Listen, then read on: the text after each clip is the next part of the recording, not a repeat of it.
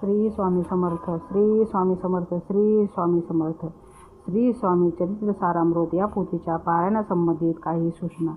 कोणत्याही पवित्र ग्रंथाचे पारायण करताना जसे करतात तसे हे सारामृत वाचावे. शुचिर्भूत व्हावे. नित्याची देवपूजा करावी. श्री स्वामीच्या तसबिराची वा मूर्तीची पूजा करावी. आपण कोणत्या हेतूने हे पारायण करीत आहोत हे सांगावे. तो इष्ट हेतू पूर्ण व्हावा यासाठी त्यांना नम्र विनंती करावी. या पोथीचे पारायण रोज 1 अध्याय याप्रमाणे करता येईल. रोज 7 अध्याय याप्रमाणे 3 दिवसात पारायण करावे. ज्यांना वेळ आहे त्यांनी एका दिवसात एका बैठकीत सर्व 21 अध्याय वाचावेत. पोथी वाचनात सकाळची वेळ उत्तम. 8 वाजता प्रारंभ करावा. वाचन झाल्यावर आपले भोजनाचे ताट वाढून स्वामींना नैवेद्य दाखवावा.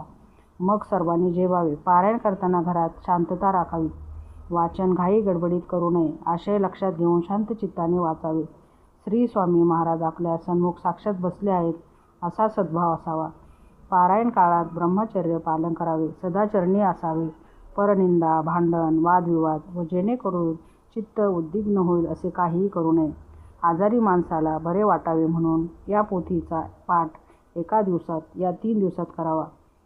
आजारी माणसासमोर पाठ म्हणण्याची आवश्यकता नाही. पारायणास आठवड्यातील कोणत्याही दिवशी कोणत्याही तिथीला प्रारंभ करावा. अशौच असताना पारायण करू नये. नित्य पाठ म्हणून 1 अध्याय वाचणाऱ्यांनी देवपूजा झाल्यावर सकाळी किंवा सायंकाळी हातपाय धुवून स्वच्छ वस्त्रे धारण करून वाचन करावे. प्रत्येक अध्यायाची फलश्रुती एकच आहे, ती म्हणजे संकटातून सुटका व अभ्युदय होणे, अनिष्ट, अरिष्ट, कष्ट, तृष्टता याचा नाश होणे व संतुष्टी, पुष्टी आणि इष्ट यांची प्राप्ती होणे. श्री स्वामी समर्थ हे सगुण ब्रह्म व दत्तरूप मानावे. त्यांच्यावर श्रद्धा ठेवावी. घरात देवासमोर बसून पाठ करावा. ज्यांना पाटावर किंवा आसनावर मांडी घालून बसता येत नाही त्यांनी खुर्चीवर बसावे. स्त्रियांनीही ही पोथी अशाच नियमानुसार वाचावी. विद्यार्थ्यांनी विद्याभ्यासात प्रगती व्हावी व परीक्षेत यश मिळावे यासाठी महिन्यातून एकदा या पोथीचे 3 दिवसात पारायण करावे. पाठाच्या वेळी श्री स्वामी समर्थांची चित्राची गंध फूल वाहून व उदबत्ती निरांजन ओवाळून पूजा करावी. नंतर स्वामीची आरती म्हणून खडी साखरेचा प्रसाद वाटावा. श्री स्वामी समर्थ हे पूर्ण दत्तावतार व साक्षात परब्रह्म आहेत. नित्य वर्तमान आहेत.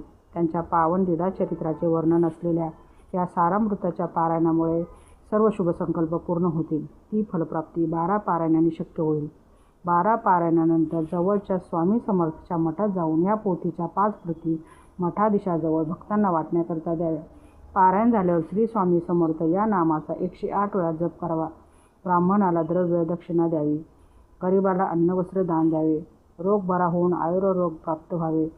विद्याभ्यासात प्रगती होऊन परीक्षेत यश मिळावे. नोकरी मिळावी. धंदा व्यवसायात उन्नती व्हावी. अडलेली महत्त्वाची कामे, स्थावर मालमत्तेची कामे मार्गी लागावी यासाठी या पोथीची 7 पारायणे करावी. घरातील शुभकार्य निर्भीतपणे पार पडतील. प्रवास सुखकर होईल. शासकीय कामकाज लवकर पूर्ण होईल. घरात अन्न कमी पडणार नाही. गुरुजवळ हट्ट करू नये. हा विवेक उत्पन्न होईल. संपत्तीचा गर्व होणार नाही. चोरी टळेल. सद्गुरू प्राप्ती होईल. संबंध बाधा नाहीशी होईल. अंगी दानशूरपणा येईल. संतती प्राप्त होईल. हातून गुरुसेवा घडेल व गुरुकृपा होईल. गुरुसेवेत विघ्न येणार नाही. चित्तशुद्धी होईल. गुरुकृपा होऊन गेलेले धन परत मिळेल. श्री स्वामी समर्थ या नामाचा जप फलदायी होईल. दारिद्र्य दूर होऊन संपत्ती प्राप्त होईल. गुरुवर पूर्ण श्रद्धा ठेवून व्यवसायात प्रगती होईल. संकटे नष्ट होतील. गुरुभक्ती उत्तम होईल. गुरुकृपा होईल. लहान वयातच मनुष्य सन्मार्गाला लागेल. योगाभ्यासात प्रगती होईल. धर्म भेदभाव दूर होतील. अध्यात्म ज्ञान प्राप्त होईल. मार्गदर्शक मिळेल. संकटातून सुटका होईल. श्री स्वामी समर्थ. श्री स्वामी समर्थ. श्री स्वामी समर्थ.